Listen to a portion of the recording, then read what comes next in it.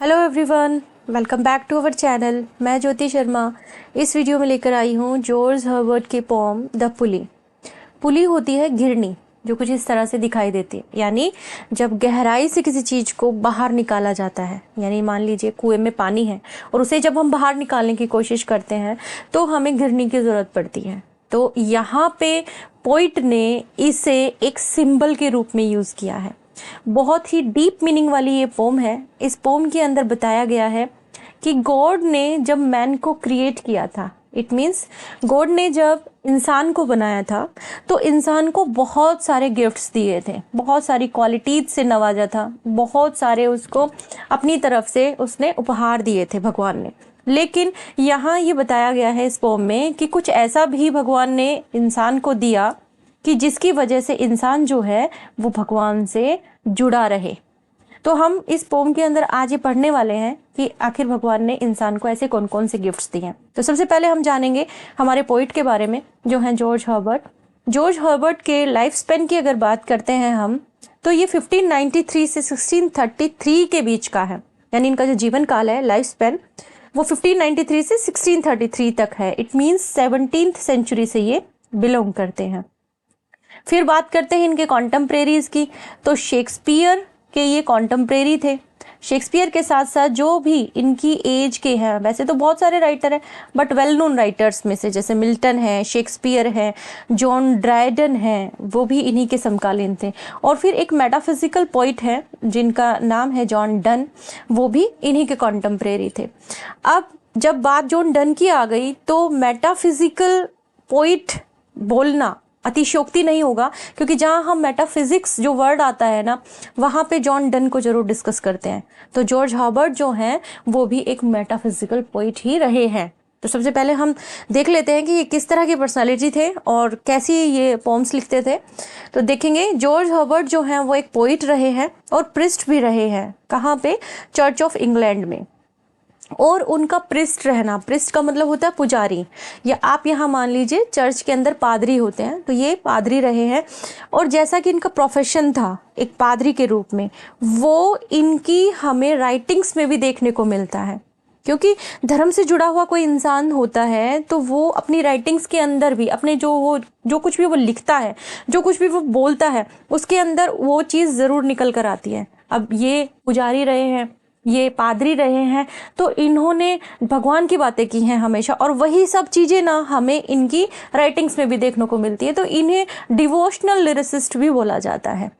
फिर एक मेन जो बात है वो ये है इनकी राइटिंग्स के बारे में, इनके बारे में, कि ये मेटाफिजिकल स्कूल से बिलोंग करते हैं। अब ये मेटाफिजिकल स्कूल को हम डिस्कस करें उससे पहले जान लेते हैं कि मेटाफिजिक का मतलब क्या होता है। तो मेटाफिजिक जो वर्ड है ना, ये दो वर्ड से निकला है, या कहिए कि दो वर्ड के कॉम्बिनेशन से बना है, Meta plus physical. Okay, Meta plus physical जो वर्ड है उसको हम एक्सप्लेन अगर करें तो मेटा का मतलब होता है बियॉन्ड और फिजिकल का मतलब फिजिक। बियॉन्ड जो है ये होता है परे, दूर, अलग, हाँ, और फिजिक होता है शरीर।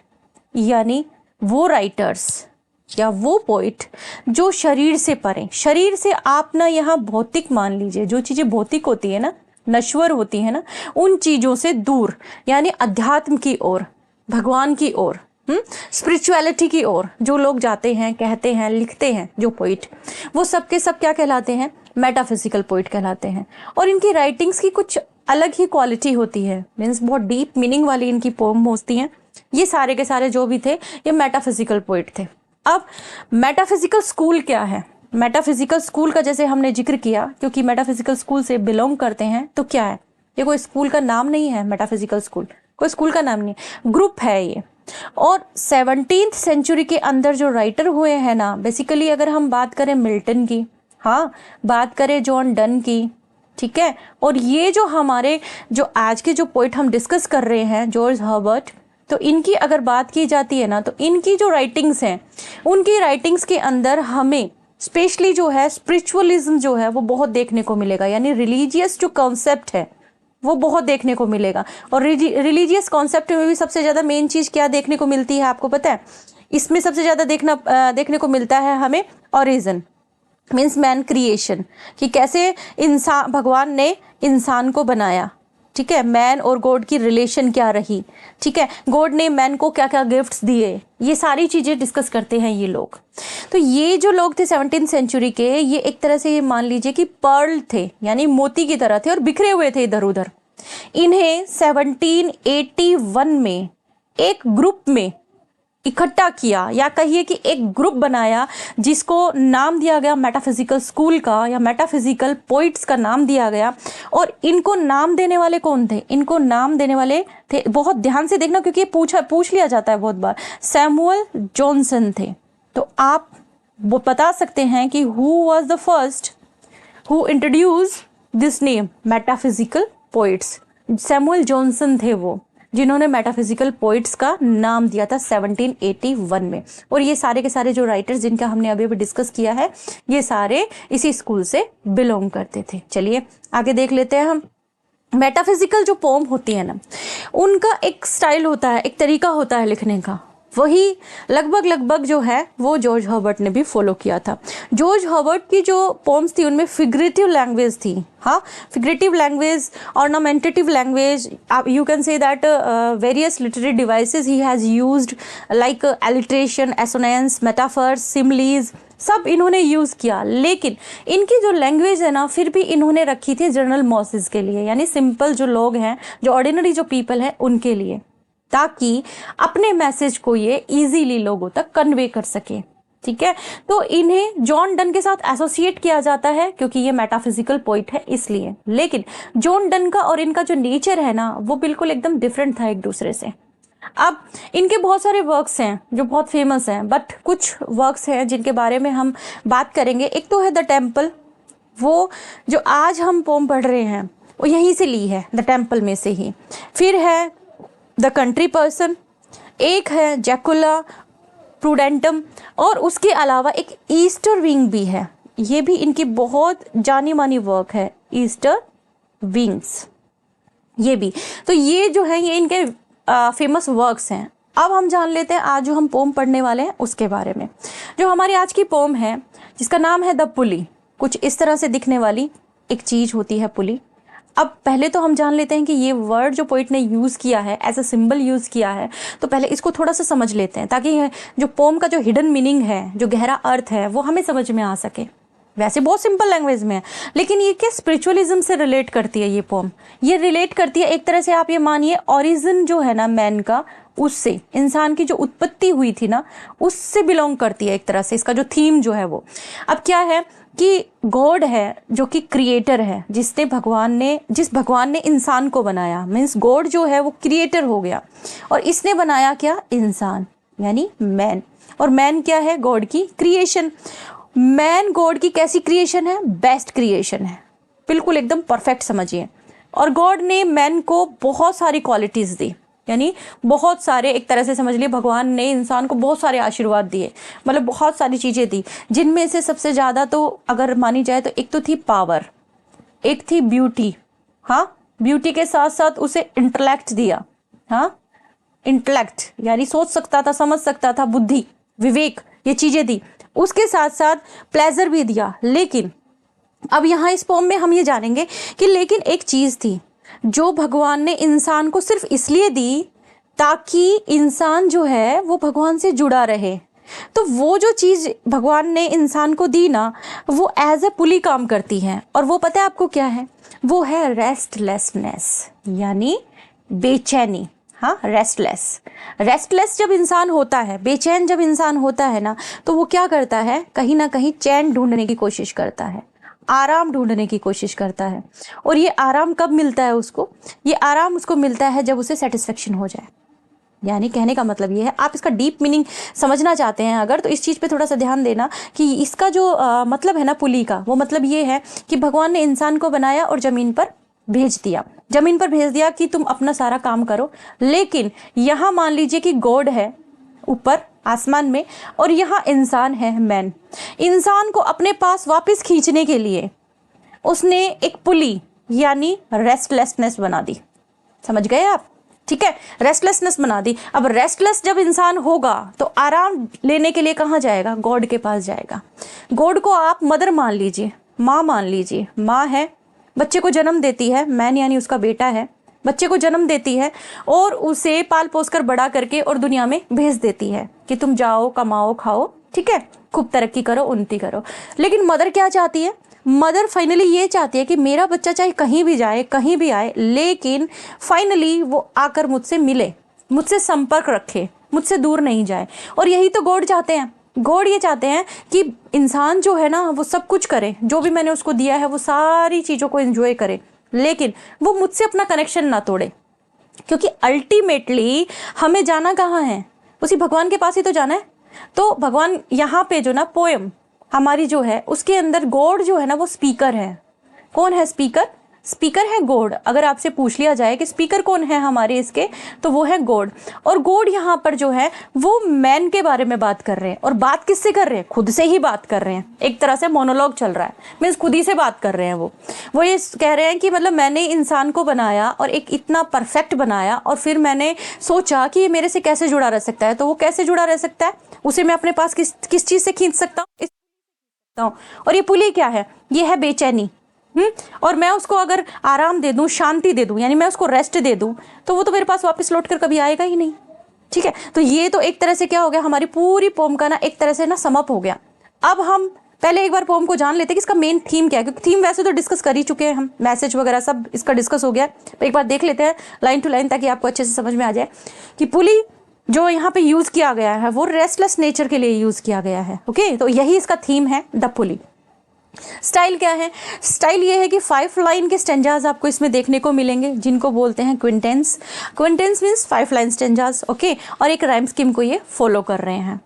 उसके बाद अगर हम इस पोम के मैसेज की बात कर रहे हैं, तो जैसा कि ऑलरेडी डिस्कस कर चुके हैं कि गॉड का प्लान है ये एक तरह से कि इंसान को रेस्टलेसनेस दी जाए और डिससेटिस्फेक्शन दी जाए, ताकि भगवान के पास में इंसान जो है वापस लौट कर आए, वापस भगवान के पास में आए। क्योंकि भगवान नहीं चाहते कि इंसान जो है वो इस दुनिया के अंदर खो जाए और मुझे भूल जाए। अब बात करेंगे हम लाइन बाय लाइन एक्सप्लेनेशन की। तो उससे पहले आपसे रिक्वेस्ट है कि प्लीज़ चैनल को सब्सक्राइब जरूर कर लीजिए, ताकि हमें मोटिवेशन मिल सके। चलिए स्टार्ट करते हैं हमारे लाइन बाय लाइन एक्सप्लेनेशन। और एक्सप्लेनेशन के साथ साथ आपको स्क्रीन पर ना एक साइड में स्लाइड चलती हुई दिखाई देगी, जिसके अंदर हार्ड वर्ड्स भी होंगे, प्लस नीचे भी एक स्लाइड होगी जिसमें एक्सप्लेनेशन होगा। तो आपको मतलब बहुत अच्छे तरीके से हेल्पफुल करेगा ये। देखिए, When God at first made man, very first line जैसे ही हमारी आई उसकी एक्सप्लेनेशन भी आपके सामने आ गई है, हिंदी में भी और इंग्लिश में भी। आपको समझने में बहुत आसानी होगी। कुछ आप सुनेंगे, कुछ आप देखेंगे, और इजीली वो सारा चीज आपका क्लियर हो जाएगा। क्या कह रहे हैं फर्स्ट लाइन के अंदर? फर्स्ट लाइन के अंदर देखिए, गॉड जो हैं उनके बारे में पोइट बोलते हैं कि जब भगवान ने इंसान को बनाया, सबसे पहली बार जब वेरी फर्स्ट टाइम जब भगवान ने सोचा था ना इंसान को बनाने का, जब बनाया तो भगवान ने क्या किया? Having a glass of blessings standing bye. A glass of blessings का मतलब आप जानते हैं, इसका मतलब होता है means bundle of blessings, means भरा हुआ एकदम से, या कहिए कि कलेक्शन ऑफ ब्लेसिंग्स, मतलब बहुत सारी ब्लेसिंग्स, बहुत सारे आशीर्वाद दिए भगवान ने। कि भगवान ने इंसान को कहा, जाओ तुम बहुत शक्तिशाली हो, तुम बहुत खूबसूरत बनोगे, तुम बहुत बुद्धि वाले होगे, मतलब बहुत सारी ब्लेसिंग्स दे दी। फिर क्या हुआ? Let us said he pour on him all we can। pour क्या होता है? pour का मतलब होता है उड़ेल देना। अब वो कहते हैं, भगवान क्या कहते हैं कि मैंने इंसान से कहा कि जितना भी मैं तुम्हारे लिए कर सकता था, जितनी भी क्वालिटीज मैं तुम्हें दे सकता था, जितना भी मैं अपना आशीर्वाद तुम्हें दे सकता था, वो सारा का सारा मैंने तुम्हारे ऊपर उड़ेल दिया। Okay, let the words riches which dispersed lie, कि सारी जो भी संसार के अंदर जितनी भी वैल्यूएबल चीज़ है, वर्ड्स रिचेज का मतलब संसार के अंदर जो भी बहुमूल्य है, जितनी भी संपत्ति है, मीन्स जो भी क्वालिटीज़ हैं, आप ये मानिए ना, जो भी क्वालिटीज़ हैं सबकी सब मैंने क्या की? इंसान को दे दी, जो कि चारों तरफ फैली हुई थी, मीन्स सारी दुनिया के अंदर। अब जैसे फॉर एग्जाम्पल आप इस तरीके से ले लीजिए कि बहुत सुंदर, अगर खूबसूरती के अंदर माना जाए, हाँ, तो खूबसूरती के अंदर अगर हम बात करें तो बहुत सुंदर सुंदर से हमें बहुत सारे क्रिएचर देखने को मिलेंगे, फ्लावर्स देखने को मिलेंगे। तो वो फ्लावर्स वाली जो ब्यूटी है ना, वो इंसान के अंदर भगवान ने डाली। अब क्लेवरनेस की अगर बात की जाए तो जानवर के अंदर लोमड़ी को बहुत क्लेवर माना जाता है, तो इंसान के अंदर ना क्लेवरनेस भी डाल दी। इंटेलिजेंस की अगर बात की जाए तो मतलब कहने का मतलब है कि एक छोटी छोटी क्वालिटी जो अलग अलग चीज़ों के अंदर आपको एक मिलेगी, ज़्यादा नहीं। लेकिन इंसान के अंदर तो भगवान ने सारी की सारी क्वालिटीज डाल दी, मीन्स ब्यूटी भी दे दी, स्ट्रेंथ भी दे दी, हाँ पावर भी दे दी, सारी चीज़ें दे दी। अब ये कह रहे हैं कि आगे क्या कहते हैं, देखो कि contract into a span. Contract into A span का मतलब होता है कि सारी की सारी एक जगह ही कॉन्सेंट्रेट कर दी। कॉन्ट्रैक्ट का मतलब तो कॉन्सेंट्रेट करना, मीन्स एक जगह ही डाल दी सारी की सारी। कहाँ? इंसान में। अब पूरा का पूरा स्टेंजा एक बार देख ले। क्या ये पूरा स्टेंजा हम किस तरीके से इसको बोल सकते हैं, किस तरह से इसको एक्सप्लेन कर सकते हैं कि भगवान ने जब पहली बार इंसान को बनाया तो भगवान ने इंसान को अपनी सारी खुशियाँ जो थी वो दे दी, मतलब सारे के सारे गिफ्ट्स जो थे वो दे दिए। जो भी वो दे सकते थे, जितने भी गुण डाल सकते थे वो सारे डाल दिए। और यूँ कह रहे हैं कि संसार के अंदर अलग अलग जगह पे जो सारी ब्यूटीज़ हैं, सारी जो क्वालिटीज़ हैं, वो सारी इकट्ठी करके इंसान के अंदर डाल दी। अब नेक्स्ट स्टेंजा में वो बताएंगे कि कौन कौन सी क्वालिटीज़ दी। देखिए, so strength first made a way. सबसे पहले क्या किया? स्ट्रेंथ दी, यानी सबसे पहले भगवान ने इंसान को क्या दिया? पावर दे दी। Then beauty, wisdom, honour, pleasure. Very clear and very easy कि क्या क्या दिया भगवान ने। क्वेश्चन में अगर आपसे पूछ लेता है तो स्ट्रेंथ दी, ब्यूटी यानी सुंदरता, विजडम दी यानी बुद्धि दी, ऑनर यानी सम्मान दिया, प्लेजर मीन्स आनंद दिया, यानी कि सुख सुविधाओं को भोगने का तरीका बताया। यानी भगवान ने ताकत दी, सुंदरता दी, बुद्धि दी, ऑनर दिया, प्लेजर दिया, इंसान को सारी चीजें दे दी। फिर उसके बाद देखिए क्या, when almost all was out. Almost यानी जब सब कुछ दे दिया, यानी ऐसे मानो कि भगवान के पास में ना एक थैला है, हाँ एक बैग है, उस बैग के अंदर बहुत सारी क्वालिटीज़ हैं, बहुत सारी क्वालिटीज़ है। वन बाय वन इंसान को भगवान देता जा रहा है, देता जा रहा है, देता जा रहा है। अब बहुत सारी दे दी, उसके बाद में भगवान ने क्या किया? God made a stay. भगवान थोड़ा सा ठहर गए, एक बार के लिए रुक गए। इंसान को बना रहे थे और सारी क्वालिटीज़ डाल रहे थे उसके अंदर, फिर थोड़ा सा ठहर गए। अब यहाँ ना आप इमेजिन करके चलो, एक पोर्टर को, एक कुम्हार होता है ना, उसको इमेजिन करके चलो। एक कुम्हार है, वो कोई बर्तन बना रहा है, या समझ लो कि मिट्टी की कोई मूर्ति बना रहा है। एक कुम्हार है, मिट्टी की कोई प्रतिमा बना रहा है, कोई मूर्ति बना रहा है। अब वो उसके अंदर ना सुंदर सुंदर सारी चीज़ें बना देगा, नाक, आँख, कान, सब कुछ अच्छा अच्छा बना रहा है, अच्छे अच्छे कलर भर रहा है। लेकिन बनाते बनाते एक बार के लिए एकदम से रुक जाता है। वही चीज हुई है कि गॉड मेड अ स्टे। भगवान जो है वो एक बार के लिए रुक जाते हैं। क्या करते हैं? परसीविंग। परसीविंग का मतलब होता है रियलाइजिंग, यानी रियलाइज करते हैं वो that alone of all his treasure rest in the bottom ले। यानी वो पिटारा लेकर बैठे थे ना भगवान, क्वालिटीज का जो पिटारा लेकर बैठे थे, सारी क्वालिटीज डाल दी, एक बार के लिए ठहर गए। फिर उन्होंने देखा, उन्होंने महसूस किया कि एक चीज बच गई थी उनके खजाने के अंदर, एक चीज बच गई थी। क्या? रेस्ट, यानी आराम। ये बच गई थी, ये बॉटम में था, बिल्कुल एकदम नीचे ही नीचे रखा था। यानी भगवान जब इंसान को बना रहे थे तो सारी क्वालिटीज देते जा रहे थे, एक करके, एक करके सारी देते जा रहे थे। लेकिन लास्ट में ना एक चीज बची थी, वो था रेस्ट। सबसे लास्ट में था, बॉटम में था। अब जो एक करके जब सारी चीजें दे दी, रेस्ट जब बचा तो भगवान ने सोचा। अब देखो वो क्या कहेंगे, जो नेक्स्ट जो हमारा स्टैंजा उसके अंदर क्या कहते हैं कि for if I should he said he, उन्होंने कहा खुद से ही, यानी गॉड जो है यहाँ पर वो खुद से ही बात कर रहे हैं, गॉड अपने आप से ही बात कर रहे हैं कि ये जो सारी चीजें जो है ना, अगर मैंने सब दे दी और उसके साथ साथ अगर मैंने इंसान को आराम भी दे दिया, यानी रेस्ट की बात हुई थी ना अभी उसकी बात हो रही है कि अगर मैंने उसको रेस्ट भी दे दिया तो क्या होगा? बेस्टो का मतलब रेंडर होता है, यानी गिव, देना। बेस्टो दिस ज्वेल यानी ज्वेल होता है गहना, जैम कह सकते हैं आप, कोई बहुत कीमती कोई चीज होती है उसके लिए यूज करते हैं इस वर्ड को, ज्वेल, गहना।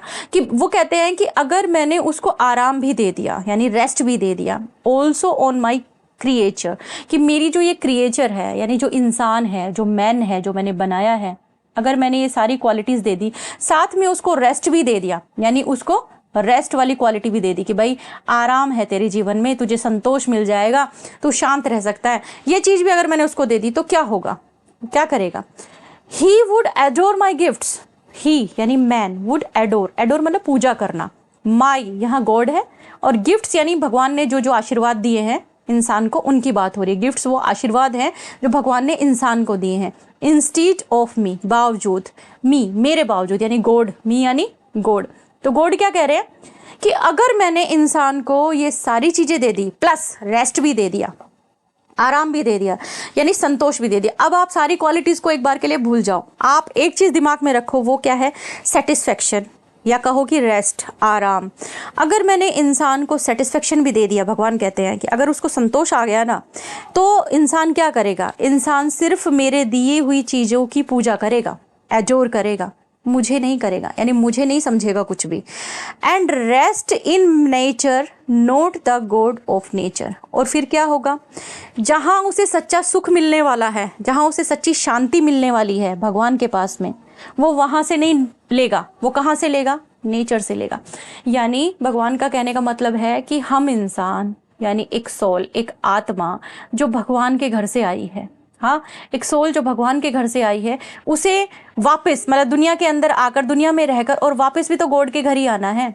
तो भगवान क्या चाहते हैं? भगवान चाहते हैं कि दुनिया के अंदर जाओ, लेकिन मुझे मत भूलो, मेरे पास लौट कर वापस आना है। क्योंकि सच्ची शांति जो मिलेगी ना, वो किसके पास मिलेगी? गॉड के पास मिलेगी। दुनिया में कितना भी भटक लो, लेकिन कहाँ मिलेगी सच्ची शांति? गॉड के पास मिलेगी। So both should loser be, कि अगर मैंने रेस्ट दे दिया, अगर मैंने इंसान को रेस्ट दे दिया, तो हम दोनों, बोथ कौन? मैन एंड गॉड, दोनों, बोथ ये हैं दोनों के दोनों, कि हम दोनों के दोनों ही लूजर हो जाएंगे। लूजर कैसे हो जाएंगे? जो मैन है ना, वो भी लूजर हो जाएगा, गॉड जो है वो भी लूजर हो जाएगा। अब गॉड क्या लूज करेंगे? गॉड तो लूज कर देंगे अपने बच्चे को, अपनी क्रिएशन को, अपने मैन को। यानी मेरे से, मेरी जो सबसे बेस्ट क्रिएशन है वो मेरे से दूर हो जाएगी, वो कहीं भौतिकतावाद में ही खो जाएगी, इसी संसार के अंदर खो जाएगी और मुझे भूल जाएगी। और मैन किस चीज को खो देगा? मैन जो है वो रियल जो हैप्पीनेस है ना, उसको खो देगा, रियल हैप्पीनेस। और रियल हैप्पीनेस कहाँ मिलेगी? वो मिलेगी भगवान के ही पास में। यानी दोनों के दोनों क्या बन जाएंगे? लूजर बन जाएंगे। अगर भगवान कहते हैं अगर मैंने इंसान को सेटिस्फेक्शन दे दी, रेस्ट दे दिया, तो हम दोनों ही लूजर कहलाएंगे।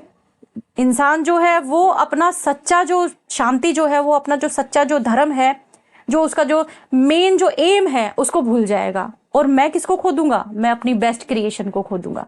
चलिए आगे देखते हैं।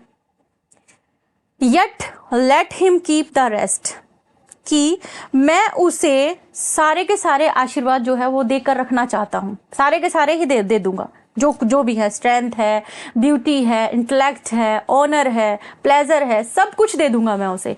But keep them with repining restlessness. अब ये क्या होती है? ये होती है एंजाइटी, जो कि रिपीट होती रहे, मीन्स कंटिन्यूअसली जो रिपीट होती रहती है ना, बार बार आती है, मतलब हर चीज के अंदर बेचैनी महसूस होना, कि सेटिस्फेक्शन नहीं मिलना किसी भी तरीके से। यानी कि मैं सारे, और तो सारे के सारे गिफ्ट उसे दे दूंगा, सारी की सारी क्वालिटीज उसे दे दूंगा, लेकिन मैं बेचैनी भी उसे दूंगा। यानी वो बार बार चीजों से बेचैन होगा, वो बेचैनी भी उसे आएगी। Let him be rich and very, let him be rich, कि वो मनुष्य जो है ना, वो क्या है? बहुत धनवान हो जाएगा। इतनी सारी क्वालिटीज होगी तो नेचुरल सी बात है कि वो धनवान ही होगा। धनवान से मतलब है संपन्न एकदम।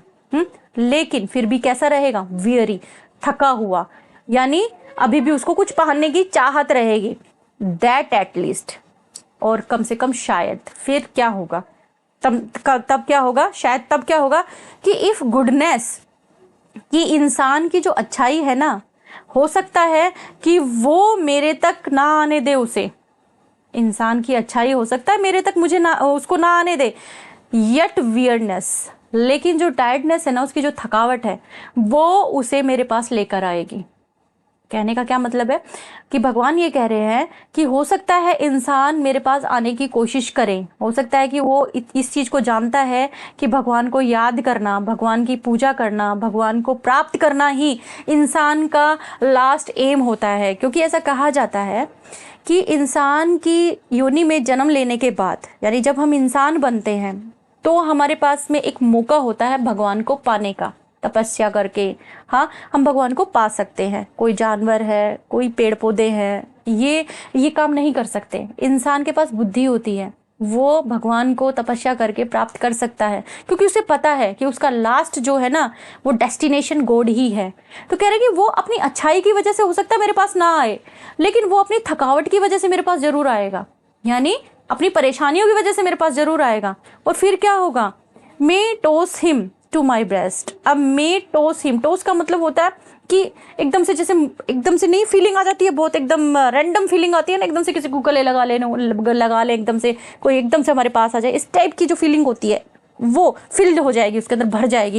यानी वो वियर्डनेस से ऐसा थक जाएगा, इतना ज़्यादा मतलब एग्जॉस्ट हो जाएगा कि उसका मन करेगा एकदम से वो मतलब मुझे पाले। जैसे एक बच्चा है, परेशान हो गया, बहुत बुरे से परेशान हो रखा है, वो थक गया, तो उसको एकदम से अपनी माँ की याद आएगी कि मम्मी मेरी हेल्प कर सकती है, मुझे मेरी माँ के पास जाना चाहिए। उस तरीके से कि मे टोस हिम, कि हो सकता है कि वो मुझे उसकी जो थकावट है वो इंसान को मेरे पास ले आए और मेरे सीने से लगा दे, यानी वो मेरे नज़दीक आ जाए, वो मुझसे एकदम कांटेक्ट में आ जाए। अब यहाँ तक ये हमारी जो पूरी पोम है ये ख़त्म हो जाती है। लेकिन अब हम जो पोम है हमारी, उसकी एक बार देख लेते हैं राइम स्कीम, जो वो कई बार पूछ लेता है एग्जामिनर कोई स्टेंजा देकर कि राइम स्कीम क्या है इस पोम की। तो राइम स्कीम को देखने के लिए हमें सिर्फ लाइन का ना लास्ट वर्ड जो है उसको पढ़ना होता है। यहाँ है मैन। अब मैन का जो साउंड है ना उसको हम एज्यूम कर लेते हैं ए। नेक्स्ट जो हमारी लाइन है उसका लास्ट देखते हैं बाय। अब बाय मैन के जैसा नहीं है तो इसको हम मान लेते हैं बी। ओके, नेक्स्ट है can. Can and man same sound, so it is also a. Okay, then lie. By and lie is same, so it is B. Same है ना, बाय एंड लाई सेम हो गया। अब है Spain. Man Spain same same है, तो ये भी क्या हो गया, ए। तो राइम स्कीम निकालने का सबसे आसान तरीका यही है कि आप लाइन के एकदम लास्ट वर्ड को देखो, लास्ट वर्ड का साउंड देखो, और सेम साउंड का अगर और वर्ड किसी लाइन में है तो फिर वो वही कहलाता है जो हमने उस साउंड के लिए माना। यानी इस साउंड के लिए, मैन के लिए हमने ए को माना, तो इसके जैसे साउंड को ए ही लिखेंगे, मैन कैन स्पेन। ठीक है, तो राइम स्कीम फाइनली क्या निकल कर आई, A B A B A. 5 lines का स्टेंजा है, 5 लाइन्स के स्टेंजे के अंदर A B A rhyme scheme है। सेम ऐसी की ऐसी ही सबकी है, आप चेक करना और मुझे कमेंट बॉक्स में कमेंट करके ज़रूर बताना कि पूरी की पूरी पोम की जो राइम स्कीम है वो क्या बनती है। चलिए ठीक है, ये था आपका वीडियो। अगर आपको पसंद आया तो उसे लाइक कीजिए, शेयर कीजिए, चैनल को सब्सक्राइब ज़रूर कीजिए। Thanks for watching.